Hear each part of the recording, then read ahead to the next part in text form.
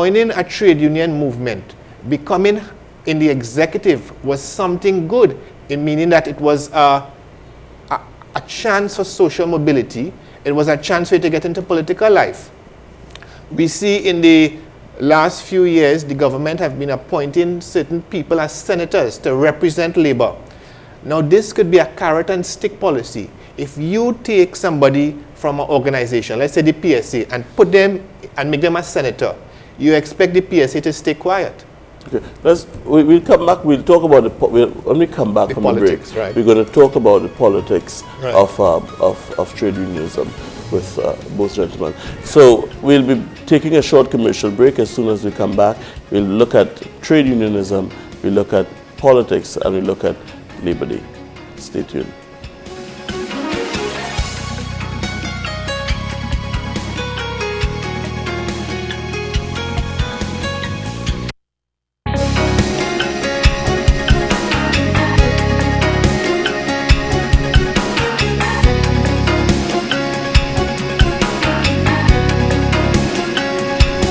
Welcome back to the early morning show. I'm Curtis Williams. I'm holding on for Dr. Keith Clifford, who has the morning off. We're talking, of course, today is Labor Day. We're talking issues of labor. And we have with us Dr. Jerome Tilak Singh and Mr. Lesmore Frederick.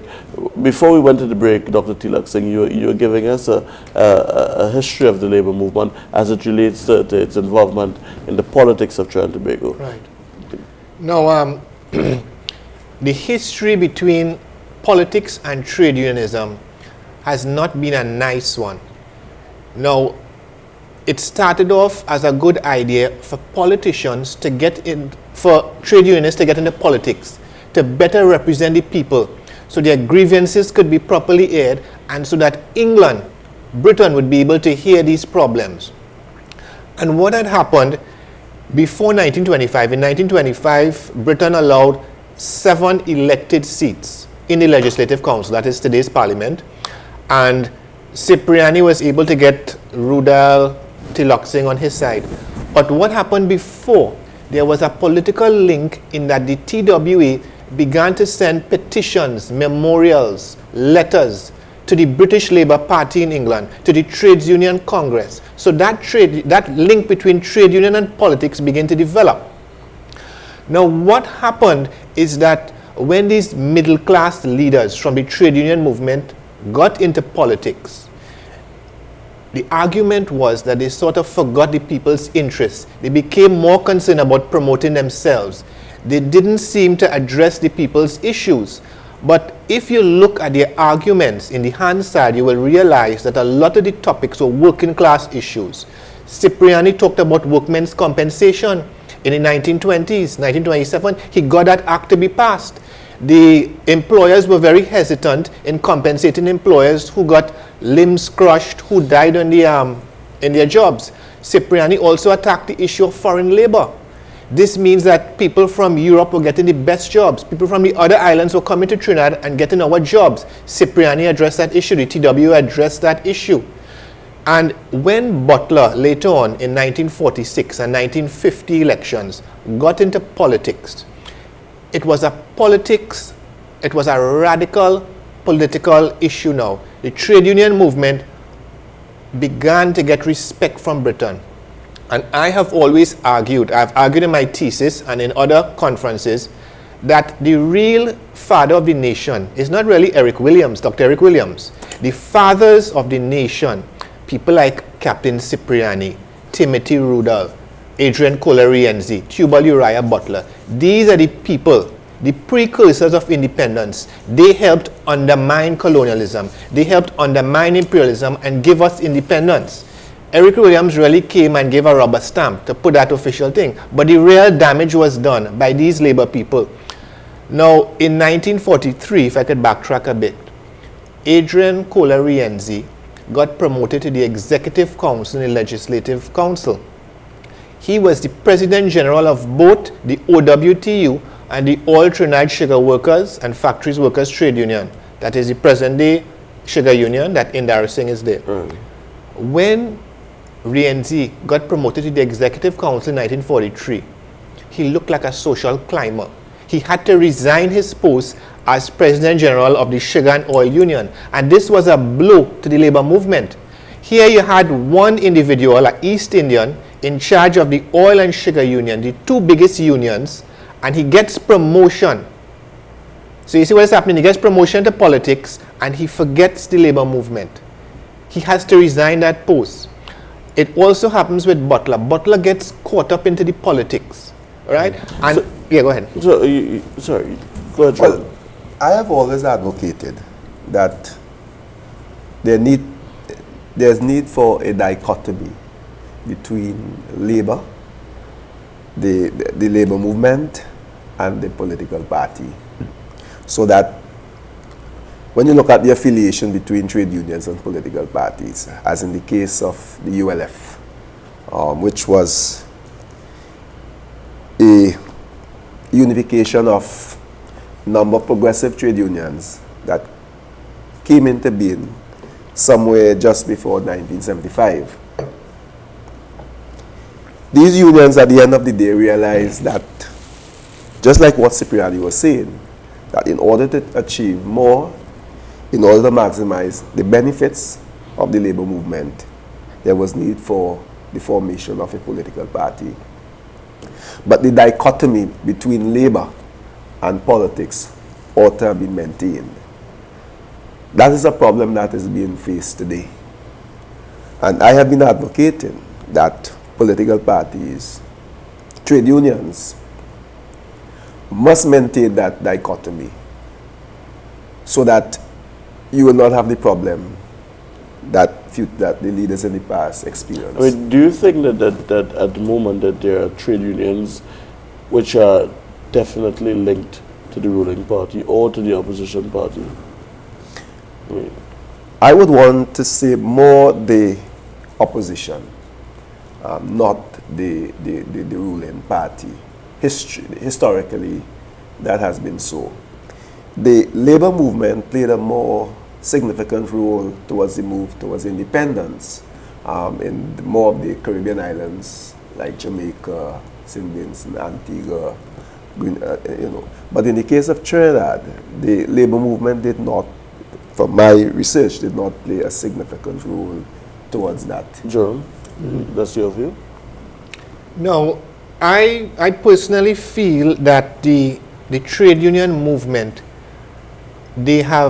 some of the unions have played a subtle role. They have given subtle support to the ruling party or the opposition party. And it's very complicated. And the reason being is that a lot of times the public's perception is that race is involved. The sugar union, it's closed now, comprising mostly Indo-Trinidadians, they believe to be linked to the UNC, and also because the UNC is based at Rienzi Complex. The Afro-Trinidadians in the Oil Union and the PSA, they are believed to be linked to the PNM, even with MPAT, with the doctors. They were always seen as maybe being an arm of the UNC because it was mostly Indo-Trinidadian doctors. Now, what I believe needs to be done, this is my personal belief, is that the labor solidarity in Trinidad and Tobago has to be renewed. And the reason is we do not have an opposition. The opposition is divided. There's the Kamla faction, there's the Dukaran faction. If there is no opposition in a country and there is no labor solidarity, the government is able to reign supreme. That is one of the reasons why the government could afford to ignore crime, health, unemployment, and such factors, because there is no real force to keep it in check. But I mean, isn't it for the function of labor, in your view, to do for a political party? Let's say, for example, the UNC Right. is an internal strife. Right. Is it the role of the opposition then to say, well, here is the labor, to say, here's the official opposition and strife. We must come to the rescue. Is that the role of labor, or does labor have its own constituency to see about, and must be concerned about that? And really, if the UNC isn't that's their business. Right. If you go back to the early development of the labor movement, and you look at the period 1934-1935, you had politically motivated militant groups that agitated for the organized workers and unemployment. That's an issue we need to ask today, whether or not we have that type of leadership, being prepared to sacrifice, to agitate for the labor movement. And to me, in labor, it is one of ideology as opposed to class, as opposed to race. So when you look at the period, that 1937, that the 1930s, race was not an issue. It was one of basically class, workers. You think, I mean, or is it, I mean, mean, would we accept that there is a nexus between race and politics in Trinidad? Would we accept that? To me, that could be is being artificially created. I mean, would you accept at least that that certainly voting tends to occur along ethnic? Of course. Okay. And would you also accept that if, for example, I'm a public servant and I am pro a particular government, and my union says we must strike or we must take action, that if I am pro the government, I would tend to go to work, and if I am not pro the government, then I would take every opportunity to join in the struggle. Do you see that happening among trade union membership?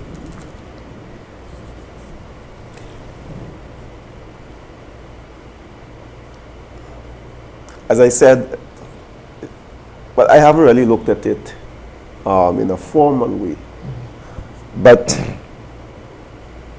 given the voting pattern, which is by and large based on race, it is difficult, and it's becoming even more difficult for labor, the labor movement, to make that dichotomy between politics and the labor movement. In fact, if we were to look at the Guyana's case, for example, race has destroyed the labor movement. And that is what is, to my mind, it is affecting the labor movement today. And that is why I want to argue that the labor movement must now look at another partnership, the non-government organizations, the NGOs. Because by and large, the NGOs and the labor movement, trade unions, they all share similar issues. The political arena today has changed. In the past, the labor movement, as I did mention, and political parties worked hand in hand towards the development of the Caribbean, the move towards independence. But today, things have changed.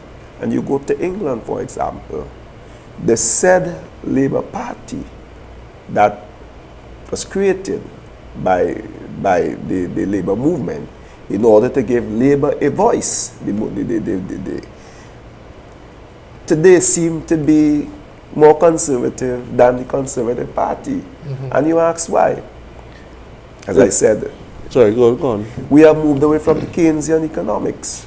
We are now within the whole issue of workforce flexibilization. And of course, where you have the management, that unitarist perspective. So that the movement now, in order to be more successful, in order to be able to deliver for the membership, needs to seek new partnership. Is labor relevant today? Is labor weaker today than it was 50 years ago, than it was 20 years ago? Right. When we come back, we'll just hold our thought. When we come back, we'll take the response. We're going to take a short commercial break. We're going to be back in a short while. When we look at